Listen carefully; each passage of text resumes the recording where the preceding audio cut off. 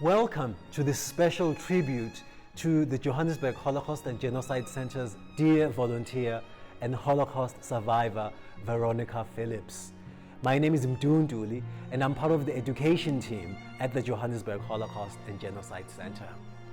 On the 24th of February 2021, we heard the heartbreaking news that Holocaust survivor Veronica Phillips had passed away. Veronica was a very special part of the Johannesburg Holocaust and Genocide Center's family. This is a tribute to Veronica, a Holocaust survivor who lived in Johannesburg, South Africa. Veronica was born in Budapest, Hungary. Her story is a remarkable journey of courage, resilience, and a humble humility that comforted and inspired all those who encountered her. She was a woman of strength and grace throughout her life. In March 1944, the German army marched into Hungary and occupied it. Veronica's family were lucky to find temporary safety at the International Ghetto of Budapest under the protection of Swiss diplomat Carl Lutz. But this did not last long, and Veronica and her father were detained and then deported to different concentration camps. Veronica was sent to the Ravensbrück women's concentration camp, where, despite horrific living, she started sewing little purses and handbags for the women guards and was able to acquire more food to sustain herself and her two cousins that were with her. A few months later, Veronica and her cousin were chosen to work in a factory in Penig concentration camp because they could speak German. But as the Allies got closer, the prisoners were sent on a death march. Veronica recalls they were relieved to be able to eat the grass on the side of the road as they were all starving. After liberation, Veronica returned to Budapest and found that her mother and brother had survived the war in the ghetto, but her father had not survived. Later on, Veronica met her husband, Herman, also a survivor, and got married in Budapest, moving to England in 1956 and later settling in Johannesburg. Veronica built a distinguished career as a genetic scientist at the University of Witwatersrand. In the last years of her remarkable life, she had become passionate about telling her story to many student and adult groups at the Johannesburg Holocaust and Genocide Center and reached audiences all over the world.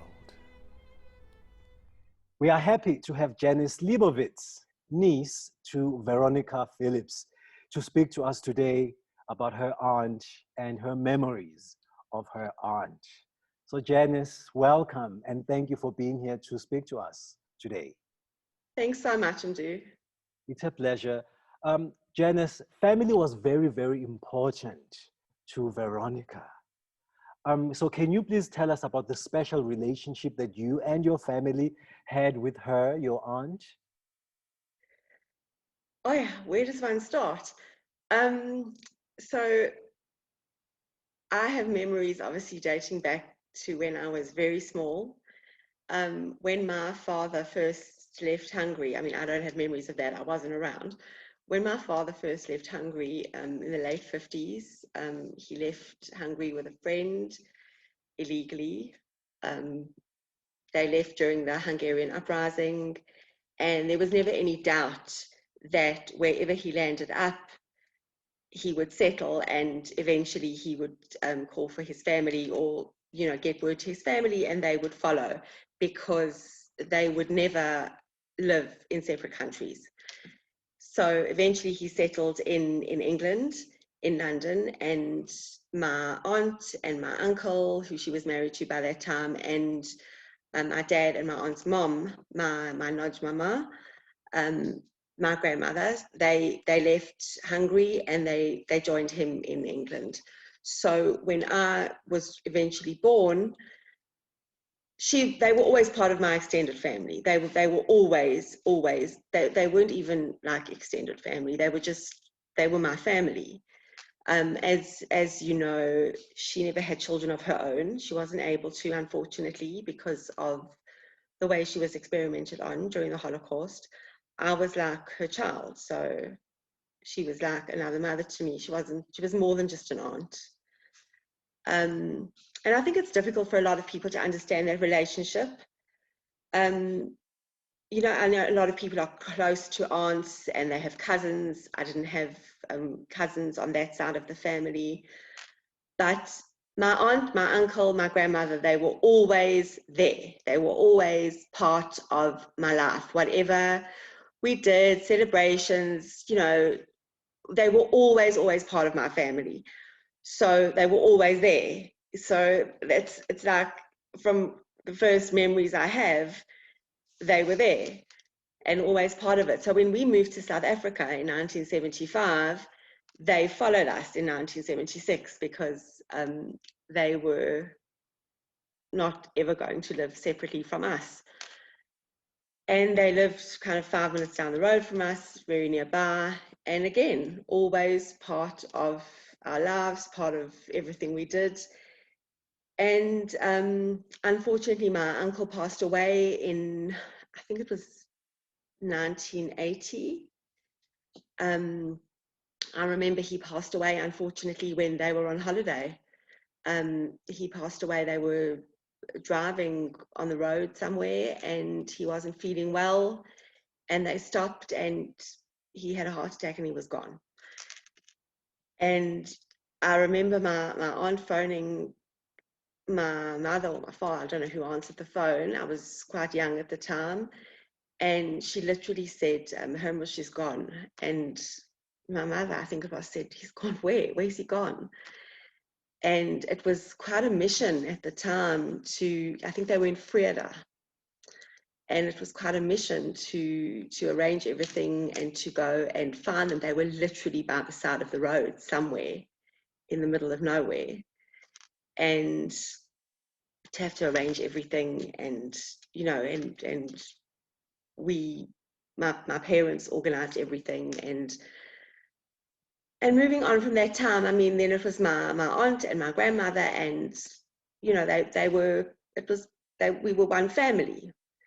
It was just me, my parents, my aunt, my grand. That was our family unit. So I suppose now that would be our bubble, or whatever they call it these days.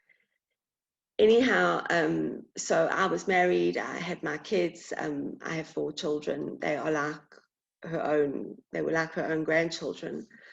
And, you know, things became quite difficult. She was living on her own and being the very strong, independent person that she had always been. We started to see that things were becoming a little bit more difficult for her being on her own. And we noticed that, but she didn't. And help to her was a 4-letter word. It was very much a 4-letter word. She didn't like asking for help. She didn't like accepting help. And it was very difficult for her to acknowledge that she needed help from people, even from us. But, you know, still, I mean, very much she was independent until we basically insisted that she needed to move out of her apartment in Killarney and she needed to move into, firstly, something closer to us where we lived. And, you know, we wanted her nearby. And she did move into Reinke's. She hated it from day one. She said she didn't know why we insisted moving her into this place with all these old people. And for those who know her, I mean, they will completely understand that. And she remained fiercely independent while she lived there. She would not integrate into the community there at all. My kids would go there every week. I mean, and in the last couple of years, well, the last year or so especially, they took her shopping to her soup and Canadlach every Friday.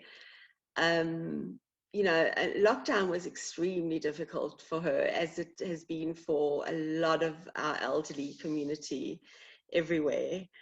She liked to go out. She liked to, she wanted to do things for herself. She wanted to do her own shopping. She wanted to, she wanted to do it all on her own. She wanted, well, not on her own. Well, she had Joel, her driver, who was one of her best friends. She just adored him. So what lessons did you learn from her as a woman? And can you reflect on those lessons for us? I think the lesson that we all can learn from her, firstly and foremost, is resilience. I mean, without a doubt, resilience, perseverance. She was hard-headed. I mean, you knew her. Hard-headed, stubborn. Oh, wow, to a fault. And she remained, she always said, education is key.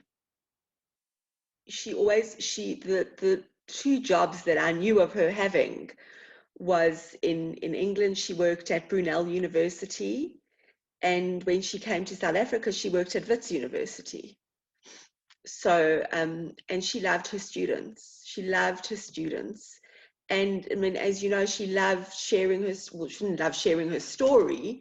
It was always painful for her. I don't think it ever got easy for her to share her story with anyone. I mean, she always was emotional about it, but she loved to be able to impart that knowledge and to educate younger people. And I think for all the people who met her, especially the young people, that were so drawn to her. The school groups that she spoke to, I mean, they used to gather around her. Literally, they all wanted pictures with her. They were so touched by her and so moved by her. And I mean, it wasn't so much that it was, it is a novelty now to be able to have a picture taken with a Holocaust survivor, and it will become more so in the next couple of years. And but those I think are the biggest lessons that we've all learned from her.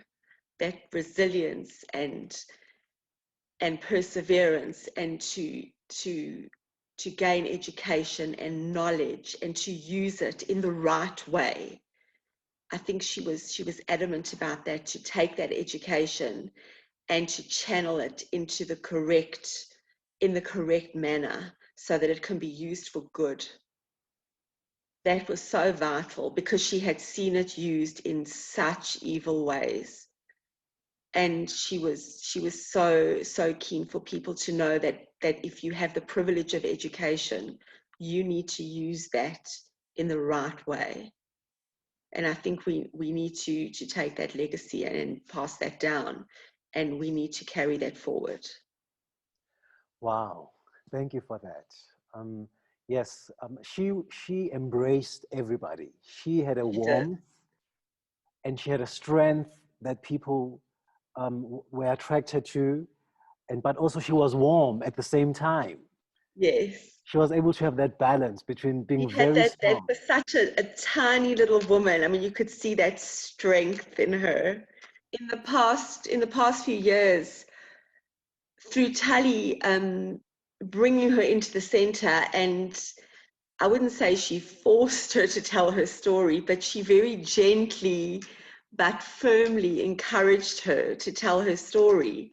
And through that, she gained all these children who she met and who became her children too. So that was special. And Tali gave her that amazing gift. And all of you at the center gave her this incredible gift. And I think that gave her such a purpose, which is amazing. I mean, not many people are gifted with that. And I think that what the center gave her was an amazing, amazing gift to be and she was able to share that with others. And all these people that she met were drawn in by her and to her, and she just shared her love with them, and a love that she couldn't give to her own children. And she was able to give that love and share that love with all these people in the final years of her life. And I don't think she ever thought she would get that opportunity. And I think that was just amazing for her. We are honored to have Tali Nates, who is the executive director and founder of the Johannesburg Holocaust and Genocide Center. Tali, please tell us about your relationship with Veronica and her impact on you personally and the Johannesburg Holocaust and Genocide Center. We are all at the Johannesburg Holocaust and Genocide Center, I think, heartbroken by the passing of Veronica. She was 94 years old. We celebrated with her on the 9th of November last year at our cafe here, her birthday, her 94th birthday. To you, happy birthday to you, happy birthday, dear Veronica, happy birthday to you. Happy birthday to you. Happy birthday to you. Happy birthday, dear man. Happy birthday to you. Hooray! Hooray! She was fragile. She was physically deteriorating. Her physical condition was deteriorating, but her spirit was so strong. Her sharpness of mind, her way of communication was still so strong that she was one of those that we thought will be with us forever. I know it sounds almost naive, but we just could not think of a day that Veronica will not be with us. So I cherish all those years that I had with her. I knew Veronica probably around about 15 or 16 years ago. That's the first time I met her through a Holocaust Survivors Services that we put together with Tracy Farber, the psychologist, and many other psychologists that we trained. And that's how I met Veronica for the first time. And she never spoke about her story. She was a survivor. We knew that she was a Hungarian survivor, but we did not know her story. But through this trust building and relationship growing process that we had, we became closer. And I must say that in the last 10 years or 12 years, since we started to create the Holocaust and Genocide Center here, and then starting to build the center in 2012, the relationship just became closer and more intimate and more embracing, I would say. So I have amazing memories that I cherish from the time of the center's involvement and my own personal involvement with Veronica. And one of those nuggets that I can share is in 2012, 2013, when we just started to build, the center. It was sort of a shell, a concrete shell of all three floors of the center. And we invited all the Holocaust survivors to come and visit the site. And they all came, and we got hard hats with our logo on. And all the survivors had the hard hats. And so many of them are not with us anymore. Izzy Gurwitz, Cecilia Bolchowitz, and so on. And Veronica was there, and she was with her high heels. She was, as you all know, a petite woman, always very well dressed. Loved her red color, you know, a red lipstick, red hair, but with the high heel shoes, and there were no stairs. There was just a ramp going from the ground floor, where today is the plaza, to the third floor, where today is our Hall of Light and Resource Center. And there she was with her high heel shoes, you know, going up the ramp. And some of them we had to push, you know, and help up the ramp. And that's what we did. And she was just so proud of that moment, for the fact that we are building a Holocaust and Genocide Center in Johannesburg. And that is just one nugget that I remember. And since then, 2012, 13, she started to tell her story, started to share her story. She came to all our Holocaust survivors meetings. She was driving then, a little Hyundai, you know, she was still driving her little car, silver car. And she started to share her story. It was hard. It was very authentic. Many times she cried, she broke down, and we had to console her and help her, you know, to come together. Another nugget. So it was about 2015. And we were about to do the formal sort of, not opening, but a building revealing, you know, a building opening to the world, to the media, to the world. And we planned to do it in September 2015 for Spring Day, the 1st of September 2015. A few months before, Veronica called me to her house in Killarney. She used to live in a flat in Killarney. And she said, you know, you're opening a Holocaust and Genocide Center. I need to donate artifacts, objects from my mother, from my father, from my grandparents to you. And she gave me then in her flat pictures, artifacts, her cherished, you know, from her grandmother, items from the house. For example, an item where her grandmother used to, you know, get coffee or get other grains and, you know, and make them a kind of flour or a coffee, the coffee beans into coffee powder and so on. She gave me that item that we don't speak much about, you know, or the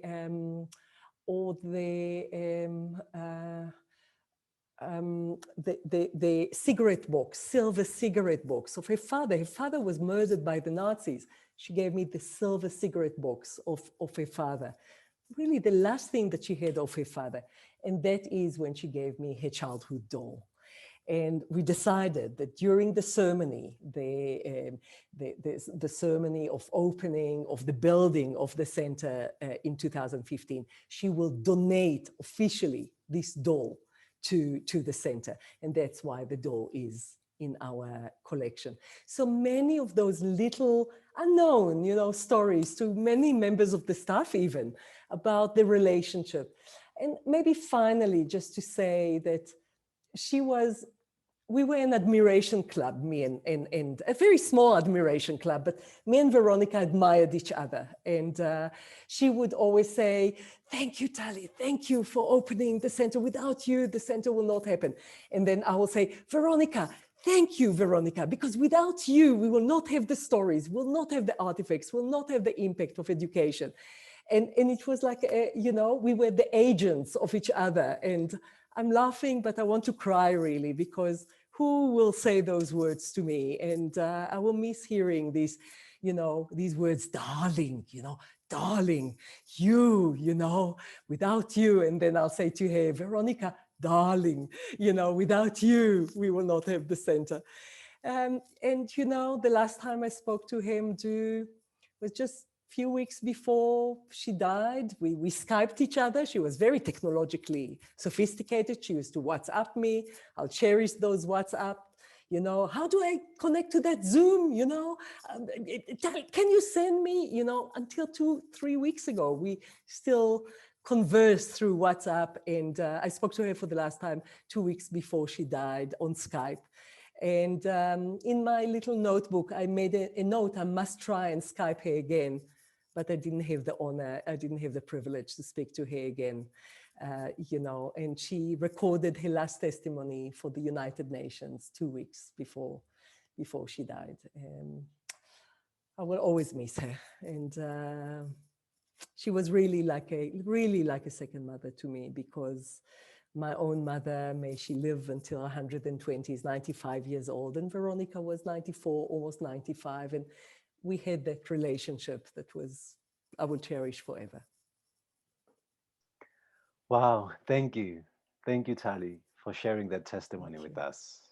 Thank you. Thank you. May her memory be of blessing. May we all remember and cherish her. As I said, as I started, I'm still absolutely heartbroken. Cannot believe that I will not hear that voice again. Thank you, Mdu, for doing this. It's very, very important for all of us. Honored to have Ambassador of the Federal Republic of Germany, Dr. Martin Schäfer, joining us. Ambassador Dr. Schäfer, welcome, and thank you for taking the time to speak to us.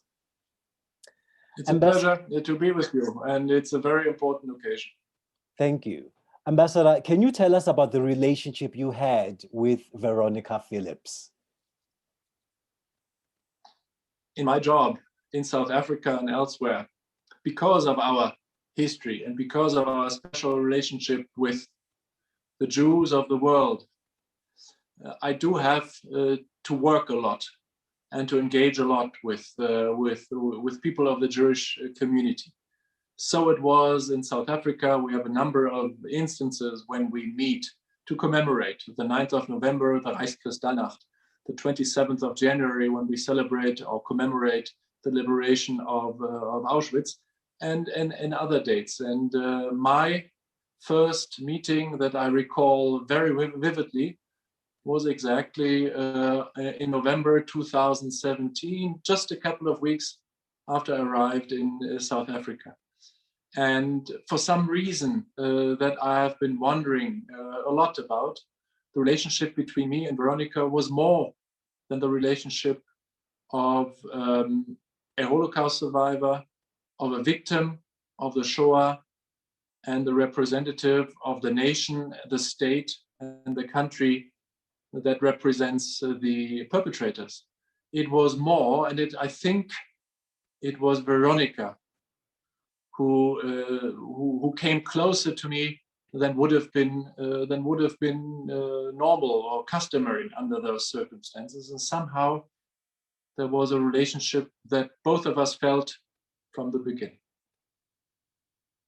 Can you please reflect on the importance of the strong friendship between you as the ambassador of Germany and Veronica as a Holocaust survivor? I think the most memorable and most precious moments that I had and that my family and my children had with Veronica were moments that had nothing to do with commemorating the Holocaust and had nothing to do with the terrible and horrific life story of Veronica's. We got to know each other, we met one another, we visited one another, and we had moments like any other friends would have, to sit together, to talk together, to exchange family matters, to discuss what is happening in South Africa, in the world, to discuss pandemic issues.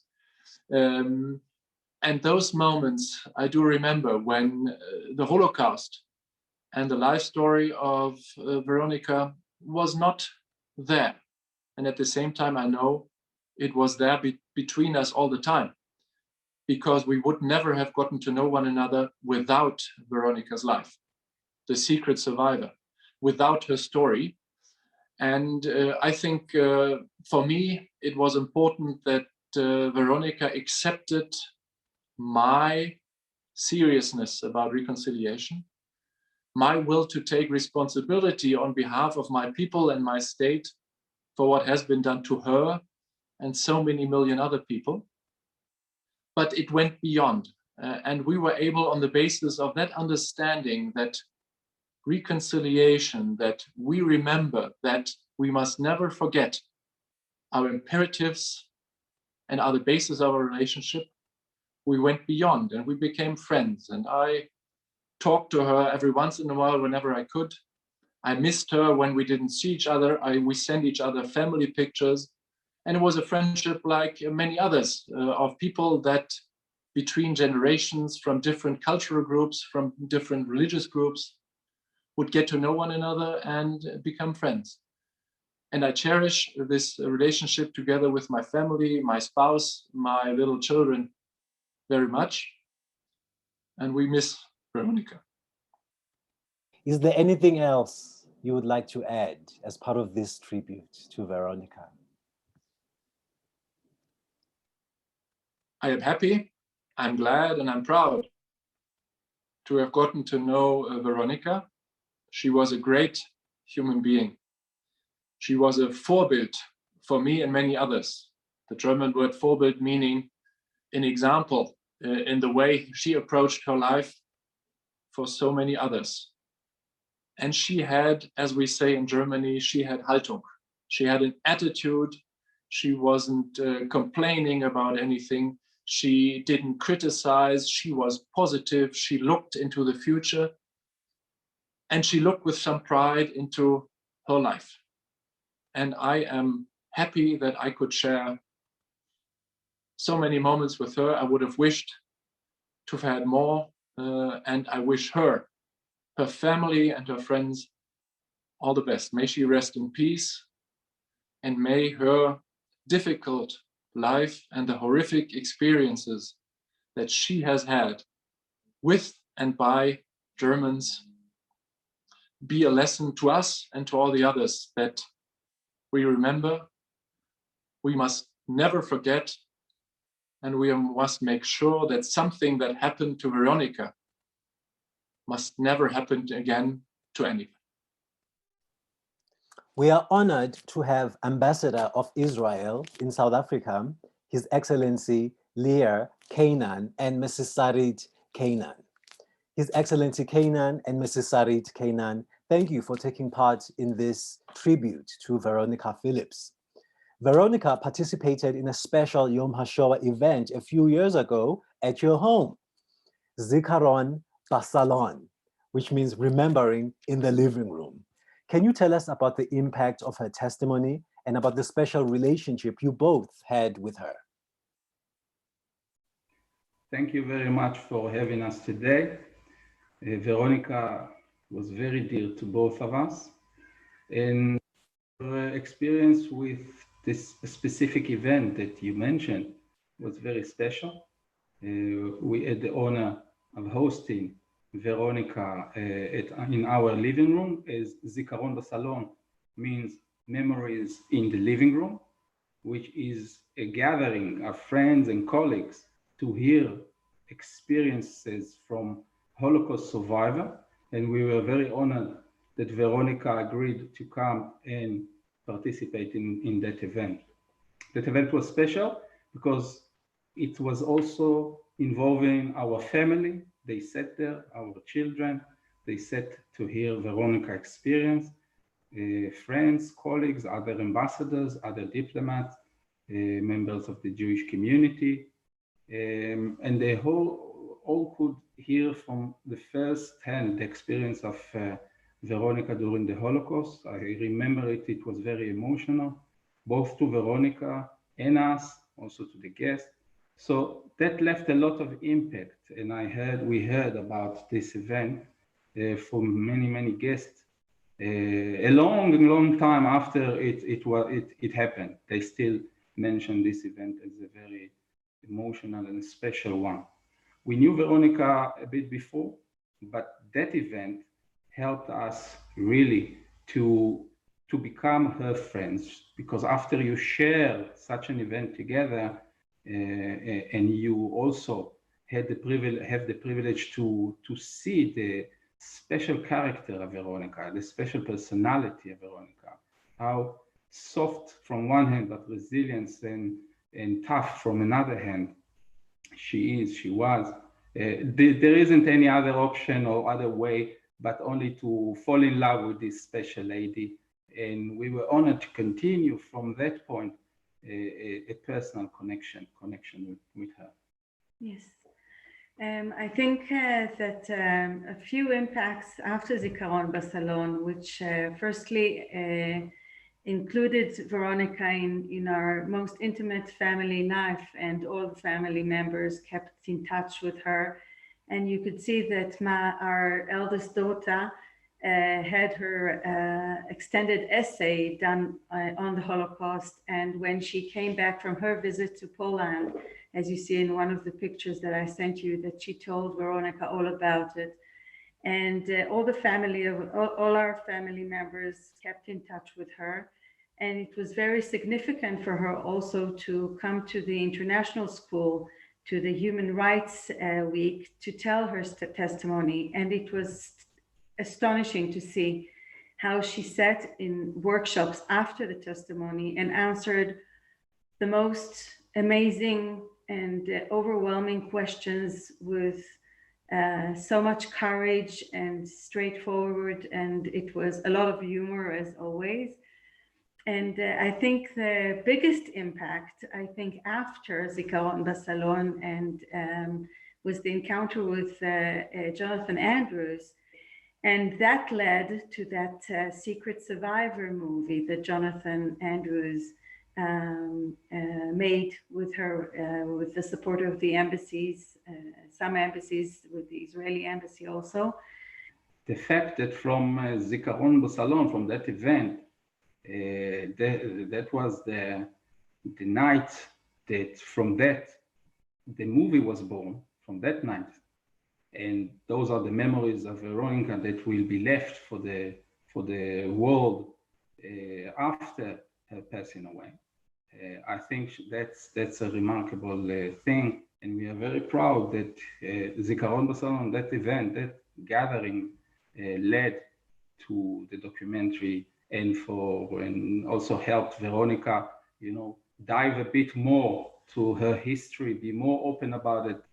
We are very happy and proud that we contributed it even a bit with our event and with the continuation of our relation with Veronica from that point and onwards. And I also want to add that in a year and a half ago, in one of our visits, Veronica showed me a piece of paper that her husband wrote in Hungarian about his testimony. And I invited her to read his testimony after it would be translated by Shoshana from the Hungarian embassy.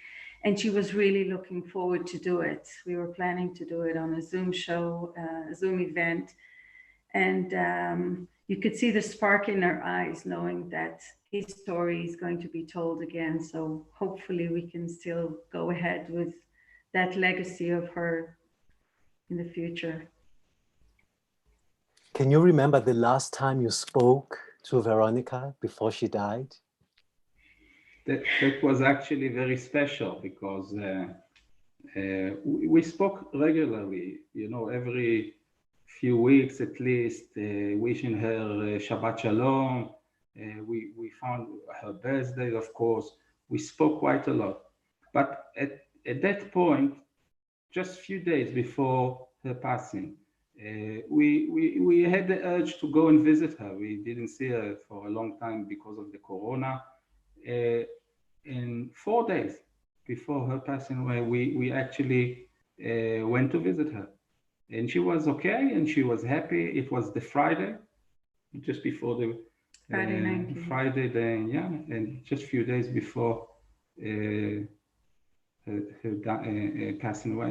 And she was very happy to see us. She was a bit tired, but she was, as usual, funny and with energy that sometimes I was envying her and level of energy, how energetic she is. I always felt tired next to this lady.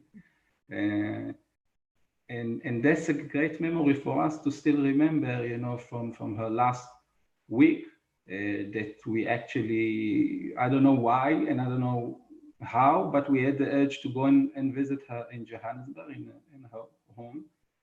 Something, I don't know, some kind of someone was whispering probably in our ear to go and see her, and we are very happy for the fact, because of the fact that we were able to see her one last time. So you can see the pictures from us visiting her at her lounge, and just before we left, she took out this hat with a Qumran logo on it, sharing with us the story of her first visits there when they just opened it recently. So that was very unique, and we insisted on taking a photo. So that's the last photos that we took, and amongst many other of our encounters throughout the last 3.5 years, this was a very special one.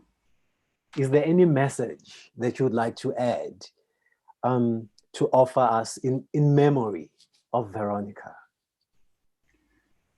So I think Veronica is one of the most courageous persons that I will ever have the privilege to meet in my life.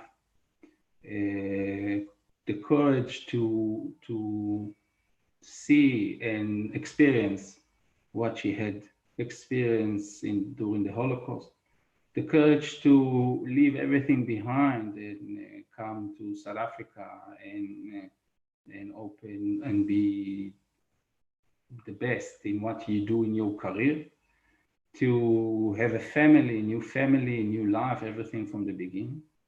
But mostly the courage to start talking about, to be courageous enough to have a movie on documentary and to speak to kids, and to understand that this is still your mission and goal in life, and to do all that in her special way, which was approachable enough for kids, which is a very important thing. Unlike, it's very difficult to pass this information and experiences, and Veronica had a very unique way on doing that. So altogether, symbolize a very special woman, a very special lady that we had the honor to be around in her last years. I think in her own words, when she finished her talks in front of students, especially in the workshops, she would tell them, just be human. Math and physics will get you only some of the education, but the most important thing is to be human.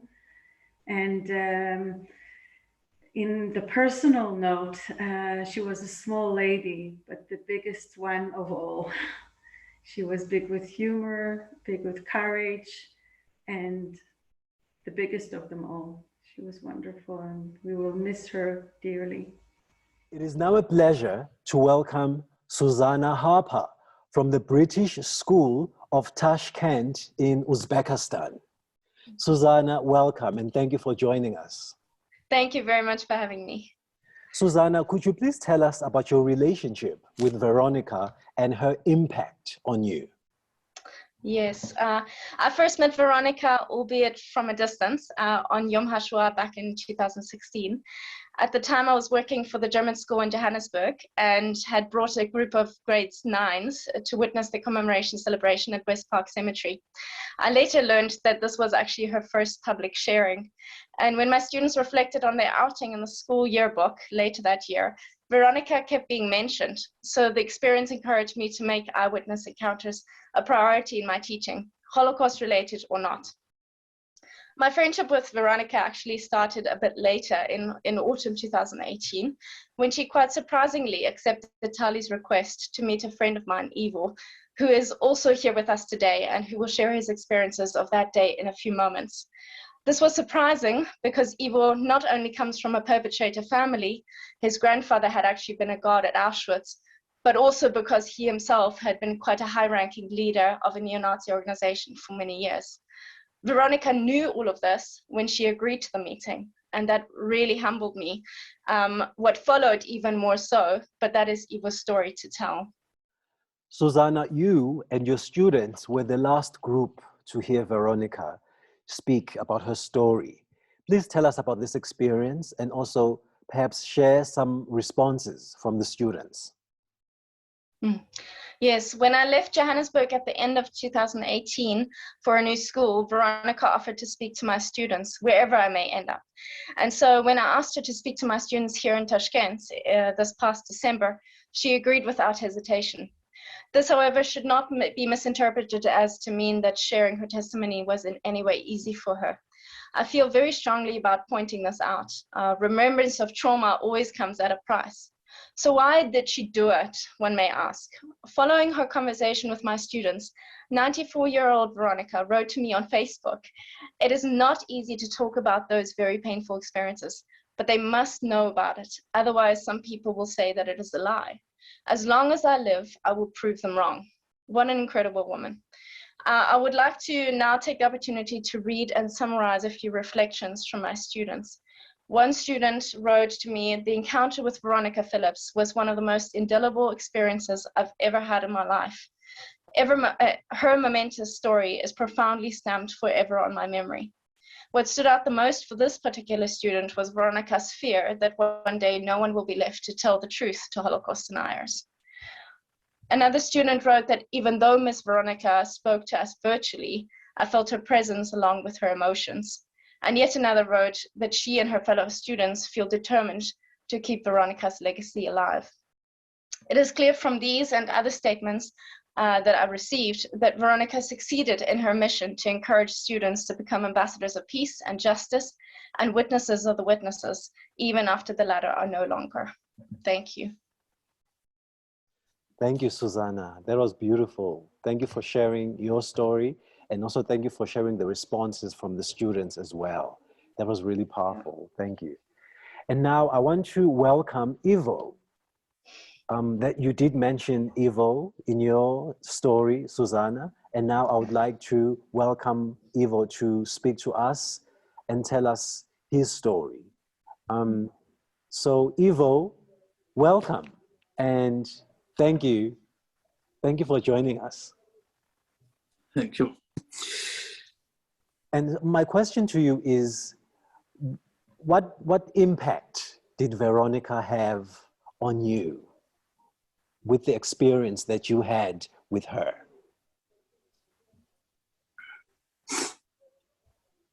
Also an den Abend, wo ich zu Veronica gefahren bin, ist mir einiges durch den Kopf gegangen.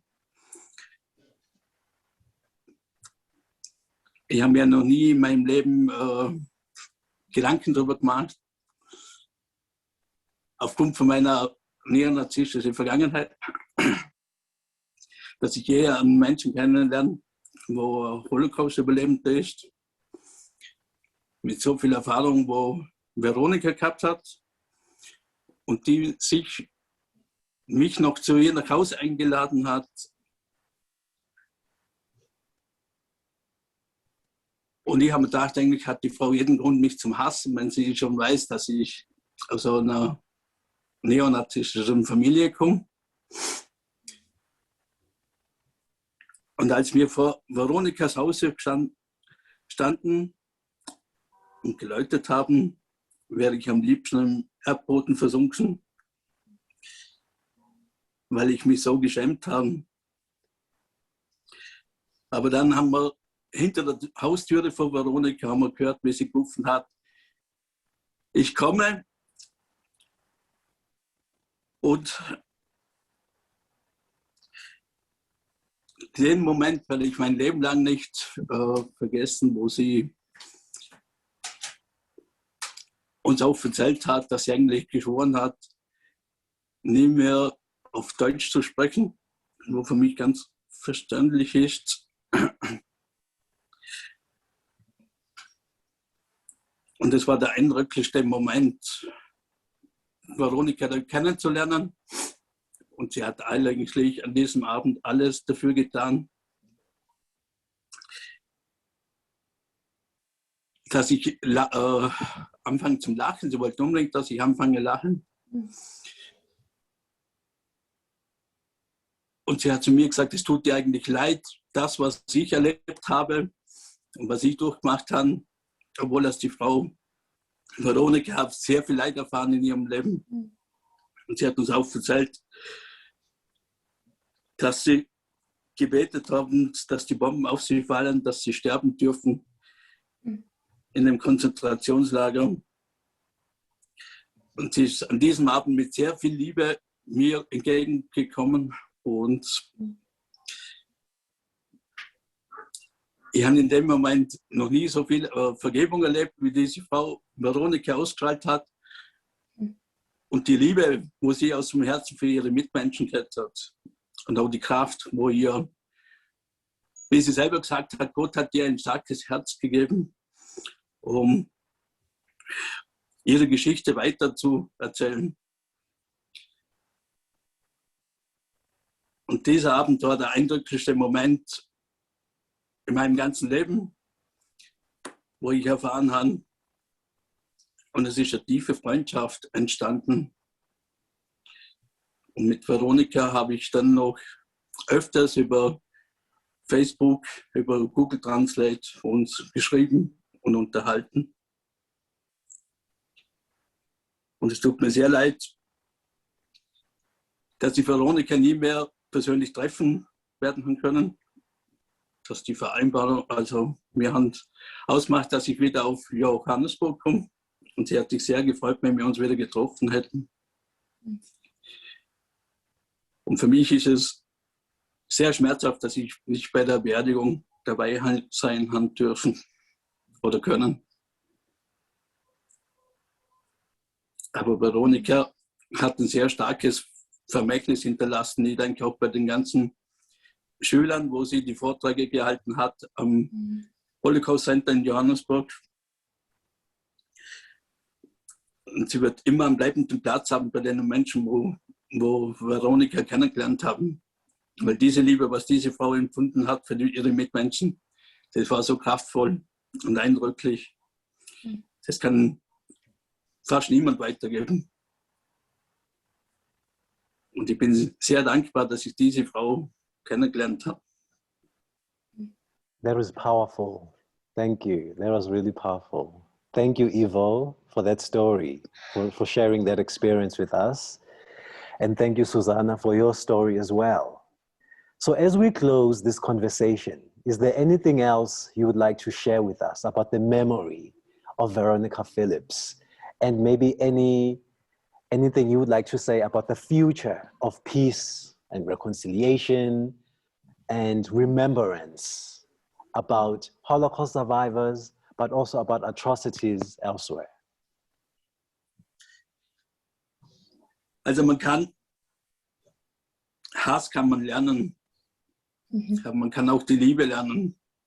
Und wenn du in deinem Herzen nur Hass hast, bist du wie tot. Du erkennst alles nur noch als Feindesbild an. Aber auch wenn man den Hass lernen kann, kann man auch die Liebe lernen. Und wenn du die Liebe erfährst, wirst du so frei werden wie noch nie in deinem ganzen Leben. Und auch bevor ich Veronica kennengelernt habe, war ich der Meinung, dass ich frei bin. Aber an diesem Abend habe ich wirklich die Vergebung von einer Frau kennengelernt, die in ihrem Leben mehr Leid erfahren hat und doch den Menschen ihre Geschichte erzählt hat. Und ich war bei ihrem Vortrag im Holocaust Center dabei und ich habe gesehen, wie viel Kraft das kostet, ihre Geschichte zu erzählen. Ich bin überzeugt, dass Veronica mit ihren ganzen Vorträgen, wo sie gehabt hat, mit der Kraft, wo sie dahinter gesteckt hat, sehr viele nächste Generationen erreicht hat, wo sich sehr viel Gedanken gemacht haben darüber. Und sie hat uns ja auch noch gesagt, man hat immer gesagt, nachdem der Holocaust darf nie mehr wiederkommen, oder? Aber sie hat auch gesagt, das passiert immer wieder. Das hat kein Mensch das Recht, zum anderen Menschen, egal welcher Herkunft, zum Unterdrücken und zu foltern und noch zu quälen. Wie auch Kim schon bei ihrer Beerdigung gesagt hat, ich bin überzeugt, dass Veronica gewusst hat, dass sie ein sehr starkes Vermächtnis hinterlässt. Und zwar bei jedem Menschen. Und die Küsse, was sie für jeden Menschen, was sie geliebt hat, übergehört hat. So etwas erfahrt man nie mehr. Die Fotos behalte ich in Ehren, wo wir die Selfies gemacht haben, wo mir eine über 90-jährige Frau erklärt hat, wie man ein Selfie. Sobald ich wieder fliegen darf, werde ich auf jeden Fall ans Grab von Veronica gehen und mich persönlich noch verabschieden. Wow. Thank you very much. Thank you very much. Thank you. And you. Yeah. And now, Susanna, is there anything you would like to add? I think for me, just one other thing that I think maybe hasn't been mentioned yet, but I think needs to be mentioned is her humor. I was really so surprised, so blown away by the fact that a woman that had gone through so much used every opportunity to make people smile around her and to find the humorous in situations, and that really will stay with me. That was very remarkable. Yeah. We are pleased to have Renee Pozniak from the education team at the Johannesburg Holocaust and Genocide Center. Renee, welcome, and thank you for being part of this tribute to Veronica. Thank you so much, Abdu. Good morning. Thank you. Also, Renee, as part of the education team at the Johannesburg Holocaust and Genocide Center, you at times facilitated education sessions that featured Veronica Phillips telling her testimony to students. Renee, please tell us about the impact Veronica had on you and the students she spoke to many, many times at the center. So again, Abdu, good morning, and thank you so much for allowing me to be part of this tribute to a very special lady who sadly passed away last week. So when I was thinking about Veronica, I found it really difficult to try and limit her to words. I found it difficult to encapsulate this large personality that came to us in this tiny little body. And as you said, there's so much that's been said about Veronica that I would rather focus on the impact that I witnessed her having on the young and the older alike. Veronica, besides being very feisty and articulate, she spoke in a way that deeply resonated with her audience. This is something that is not difficult, not easy to achieve.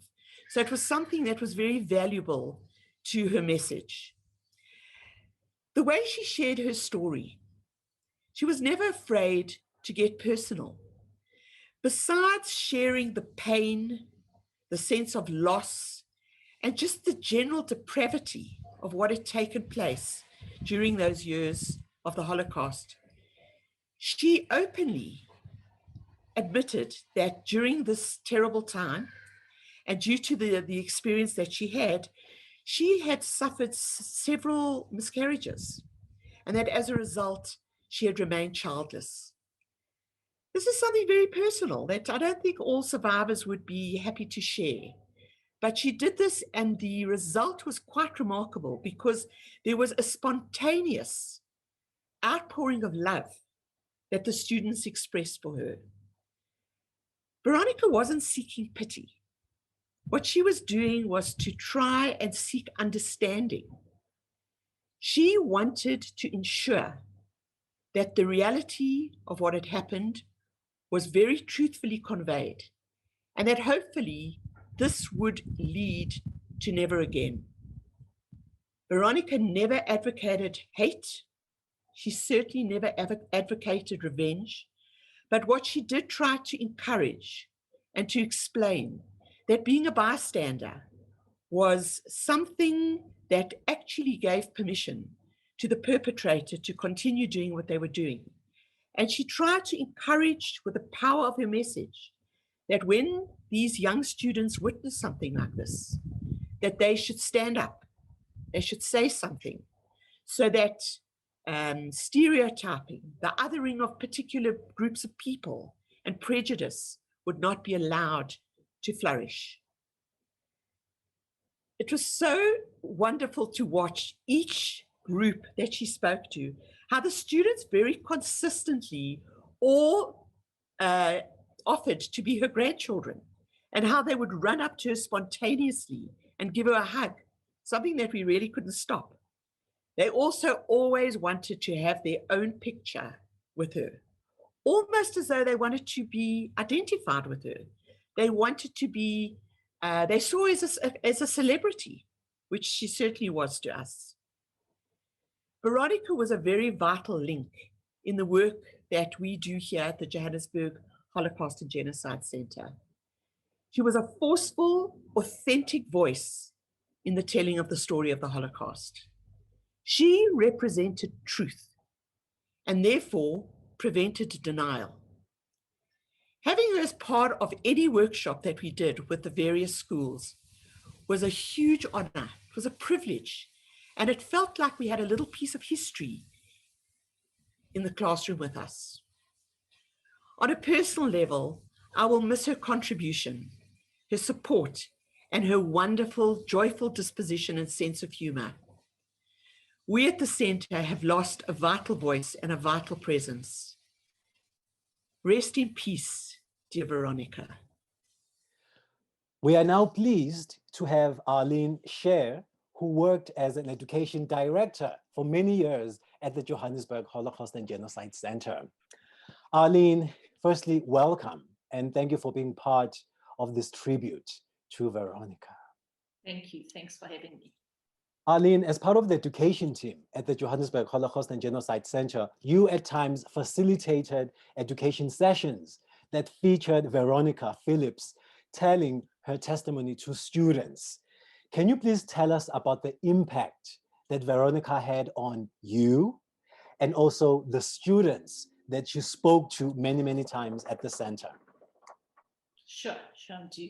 So when working as an educator at the Johannesburg Holocaust and Genocide Center, I consider myself to be extremely privileged to have worked with Veronica Phillips.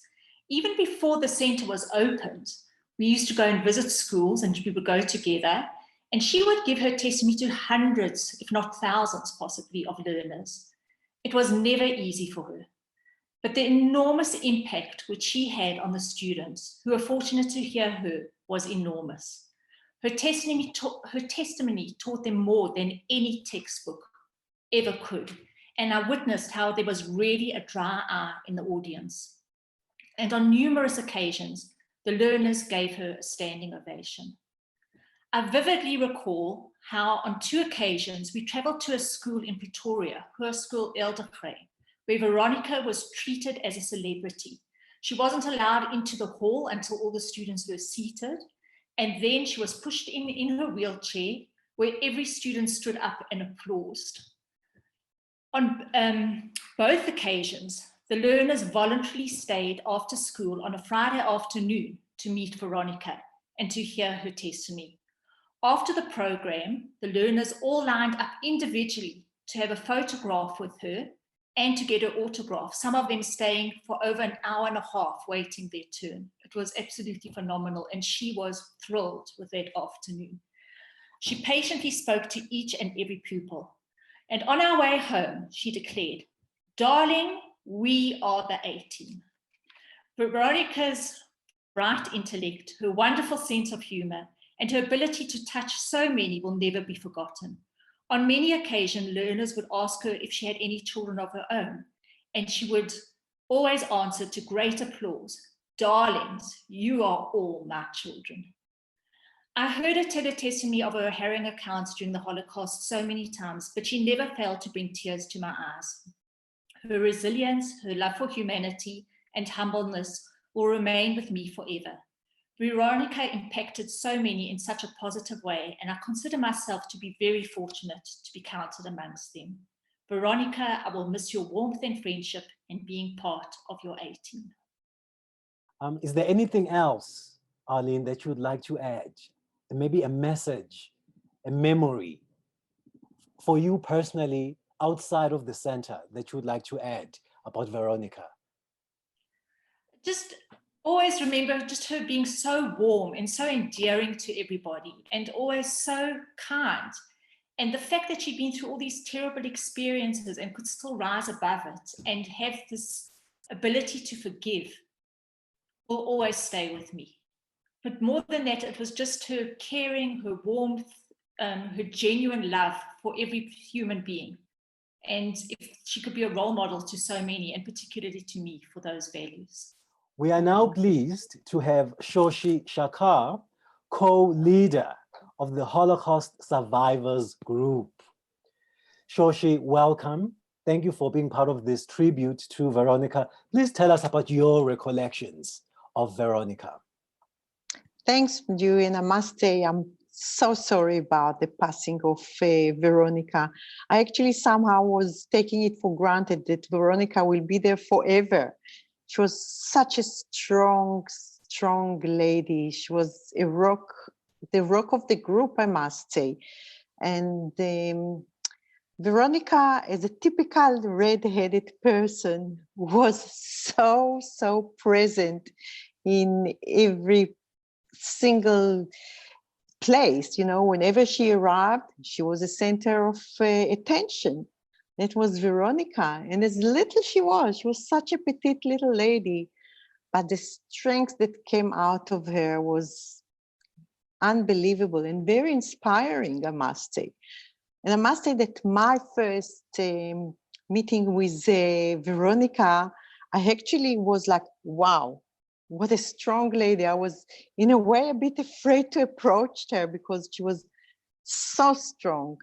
But with time, we all mellowed, and Veronica also mellowed a lot in the last few years. But she was very opinionated. She would always talk her own mind, and she had a very strong mind of herself. And she was never afraid to speak up. And it was amazing. And her intelligence, it was such a she was such a remarkable lady, so intelligent. And she had so much knowledge about everything. And she was interested in everything. And Veronica took a long time to come and told her story during the Holocaust. She was super active in everything, but when it came to her own story, she backed up, and it took her many years. But then when she spoke up, it was already like fully, and she was able even to stand at the Yom HaShoah and to tell her story, and she made everyone so emotional and so understanding her, and to understand what horrific time she had during this time. And she was one of the luckiest one because she survived, and she married also a very dear person. She shared her life with him. She went with him to England. She came with him to South Africa. And I think she had very good life with him. The only regrets of her was that she never had any children. And that was such a sad story, such a sad part of her life. And she would mention it all the time. She would mention it again and again. And that, I think, for her was the deepest, saddest part of her life and of her survivor. And so she was very present in our group, very strong, as I said. And what Veronica also, she loved our meetings. She loved coming to the group. She loved to be part of it. I think she hardly missed any of the meetings. She would go everywhere, anywhere. She drove for years on her own. She would get everywhere. Day, night, she couldn't care less. She was there, and she took part of our life, and she became part of our life, you know.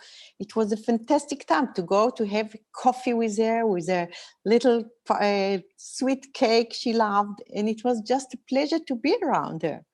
So I feel so privileged to know her, and she gave me, I think, much more than I gave her. And it was fantastic to be around her. Veronica loved Israel. Israel for her was a miracle come true. You know, we had our group's meeting with Brothers for Life. I don't know if you know about it, but every year a group of soldiers came to South Africa, and they asked to have a meeting with survivors. And when Veronica came to those meetings, she was so emotional. For her, every Israeli soldier was like somebody to admire. She admired them, and she thought that they represented the strengths of all of Israel, the whole of our survivor. And it was amazing. And they thought that she is the most amazing woman in the world. And there was such a beautiful chemical click between her and the soldiers. They adored her. They would love to adopt her. And it was really fantastic to see how warm they've been to her. And she thought that they are the real heroes, not her. She would never think that she is a hero or anything of that kind. She looked up to them with such admiration that it was unbelievable, really. It was fantastic to see that how she clicked with them.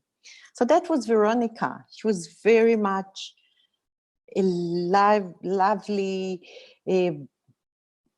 bubbly person, and it was in so much warmth. She was so warm to everybody. Also, at the beginning, she was like very you wouldn't think she can be so warm and so close to people. She loved people, and she was really. Anyway, I loved her, and I really am going to miss her so much. I cannot even imagine coming back to South Africa and knowing that I'm not going to see her anymore. It is like, it cannot be. It really cannot be. And the last year was hard on her. It was hard on her. I think it brought her back to some very old memories, and she struggled in a way. But she was so careful and so tried not to get in contact with everybody. And so I think it also took a toll on her as well, that kind of isolation and the loneliness, although she could contact with the outside world. And I spoke to her quite, I tried to phone her every 2 weeks to see how she's doing. And it wasn't easy, but she was very happy to have contact with people. It was very important for her. So I'm sure everyone gave the part of it, and we tried to hear from her and to help her in a way. So yeah, we did the best, but she was the one that gave us everything so much encouragement. She was an inspiration. And then what message can you say to us, to offer in memory of Veronica? It's so hard to say, to think about something special, but the strength, I think the strength is something that was so a central part of her life. The strength, the independence. She was such an independent lady. And I think particularly today, on Women's Day, that we're talking about her, it is so special. I think Women's Day, Veronica is definitely somebody that I would think about her today. So we are now pleased to have 2 students from the University of Pretoria in the Tangible Heritage Conservation Department. We have Danielle and we have Maba Phokeng, and they're going to tell us about their experience of meeting Veronica and hearing her tell her story and her testimony. I'm going to start with Maba Phokeng.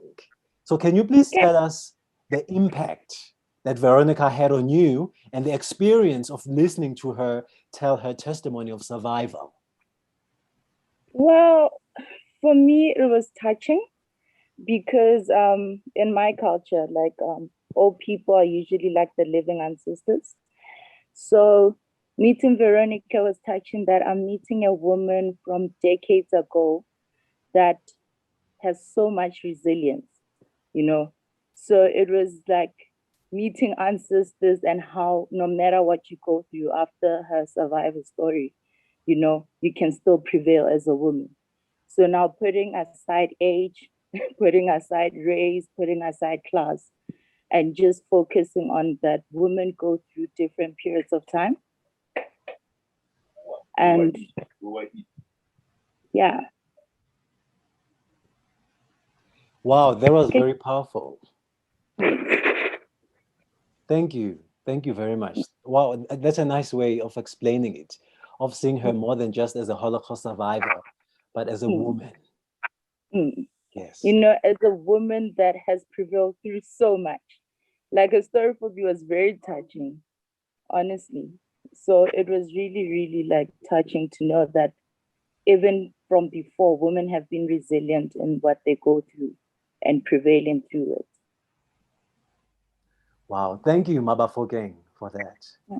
And Danielle, what impact did that experience listening to Veronica speak about her life and her story? What was the impact on you? Thank you. Yes, I think it was a privilege first to work at or do our internship at the center. And so while we were doing the inventories of some of the documents and stuff, it was very abstract, I feel. And then when Veronica gave her testimony, yeah, I think it became real to all of us. It's not something that we see on TV or we read in history books or whichever way. It's something that became real to us. I looked up her name, Veronica, and it says there's a lot of stuff written on Veronica, the name and where it comes from. But the small thing I got from it is she who brings victory. And for me, I can remember when she gave her testimony, it was also the way in which she said it. For me, she was a very strong, emotional and powerful woman. And something that stood with me, that stands by me, is that education, that was very important to her. I think throughout her life, in the concentration camps, somebody took that away from her. And she never let that happen. That was something that stayed with her. And even afterwards, after the pain and after the loss, she kept on going to educate herself and to get more knowledge. And I think that's something that stayed with me. It's like, I want to do the best and I want to be the best I can be, no matter for any obstacles that's in my way. Veronica, I think, is a great role model in terms of that, not just in life, but in terms of education and opportunities. So for me today to celebrate Veronica and the fingerprints she left is a great privilege. And something so small as holding her hand or looking into her eyes, that's a blessing. And I'm really, really privileged. I think we're all privileged to have known her. Yes. Wow. Thank you. That was beautiful. That was very touching. And I like that you mentioned the meaning of the name Veronica. It's also as powerful as when Mabafokeng mentioned that she's more than just a Holocaust survivor, but she was a woman. And she went through and she survived as many women have to survive and carry on.